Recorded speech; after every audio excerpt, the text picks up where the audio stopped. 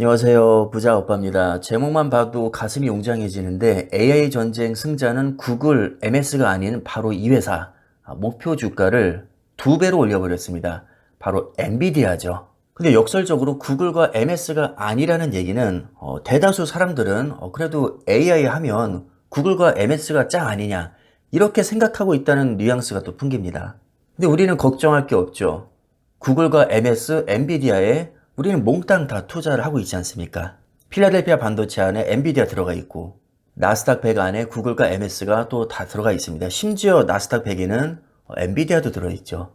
근데 아무리 생각해도 AI는 크게 성장할 게 뻔하고, 자, 그렇다면 구글과 MS, 엔비디아가 공동으로 수혜를 받게 될 텐데, 지금이야 엔비디아가 가장 잘 나간다고 하지만 향후에는 양상이 어떻게 바뀔지 사실 모르거든요. 하지만 우리는 걱정이 없습니다. 유력 업체에 몽땅 다 투자를 하고 있기 때문이죠. 자, 다시 본론으로 돌아와서 아니 갑자기 뜬금없이 엔비디아 목표 주가를 2배나 올렸느냐? 사실 엔비디아를 부정적으로 평가했던 애널리스트가 있거든요.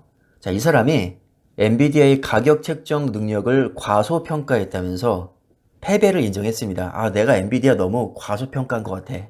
AI에 최적화된 그래픽카드 가격을 보니까 업계 평균의 10배에서 20배를 상회하고 심지어 이렇게 비싸게 파는데도 없어서 못 판다는 거죠. 심지어 테슬라 CEO인 일론 머스크도 최근에 이 비싼 엔비디아 GPU 수천 개를 계약했습니다. 그래, 엔비디아가 잘 나가는 건 알겠어. 그래서 주가 많이 올랐어? 이게 사실 가장 궁금하시잖아요. 최근 6개월간의 주가를 보니까 146% 급등했습니다. 그다음에 같은 기간 AMD는 60%. 자, AMD는 엔비디아의 가장 강력한 라이벌입니다. AI가 뜨니까 GPU가 주목을 받고 GPU 분야에서 독보적인 최강자인 엔비디아가 146%, 2위 업체인 AMD는 60%가 올랐습니다.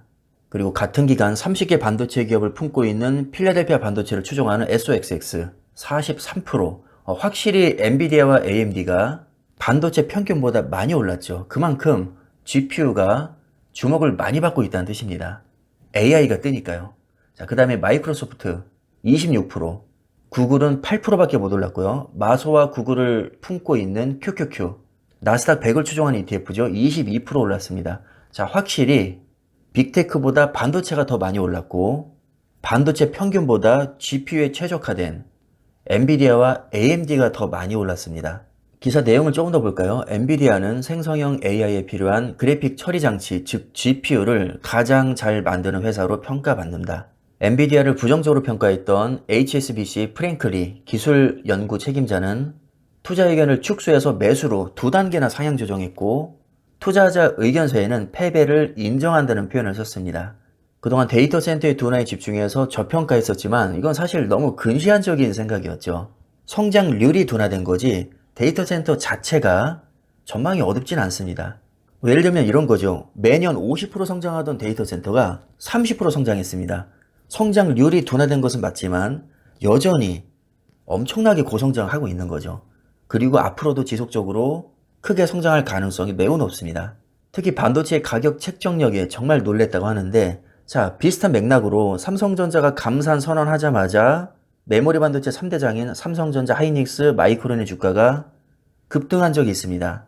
자, 이것도 역시 가격 책정력으로 인한 상승으로 봐야겠죠. 왜냐하면 3사가 95%를 가점하고 있기 때문에 새 업체가 감산을 하면 가격은 오를 수밖에 없습니다. 더구나 삼성전자는 원래는 감산 계획이 없다고 했다가 뒤늦게 감산을 선언했죠. 자, 무려 삼성전자의 점유율이 45%입니다.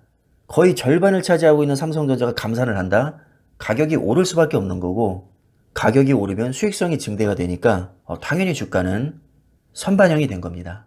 실제로 엔비디아가 지금 욕을 굉장히 많이 먹고 있거든요. 왜냐하면 가격을 너무 배짱으로 많이 올려버립니다. 근데 그러면서도 다 산다는 거죠. 비싸도 삽니다. 왜냐하면 좋으니까요. 물론 AMD라는 대안이 있긴 하지만 사실 게이머 사이에서는 아무리 비싸도 난 AMD보다 엔비디아가 더 좋다. 이렇게 생각하는 사람이 실제로 많습니다. AI 반도체도 마찬가지거든요. 아무리 비싸고 마음에 안 들어도 너무 품질이 좋으니까 어거지로 살 수밖에 없는 겁니다.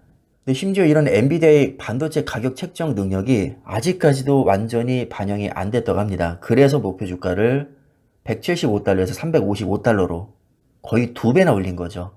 또 결정적으로 머스크가 지난달 초에 네바다주에 xAI라는 법인을 등록했는데 이를 위해서 엔비디아 GPU 수천 개를 구매했다고 알려져 있습니다. 자, 엔비디아 GPU에 의존하는 마이크로소프트 역시 2019년부터 자체 AI 칩을 개발하고 있긴 한데 사실 아직은 엔비디아를 위협할 수준은 아니다 라고 평가를 받고 있죠.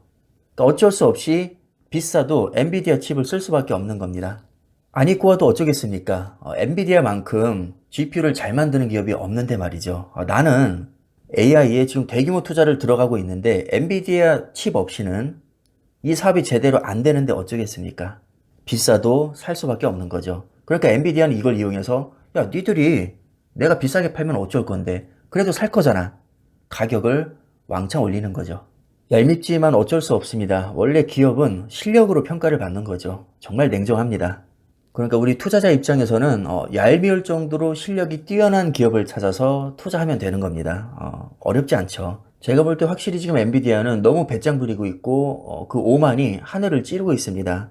투자자 입장에서는 너무 좋은 기업이죠. 자, 그럼 오늘 영상은 이쯤에서 마무리하겠습니다. 감사합니다.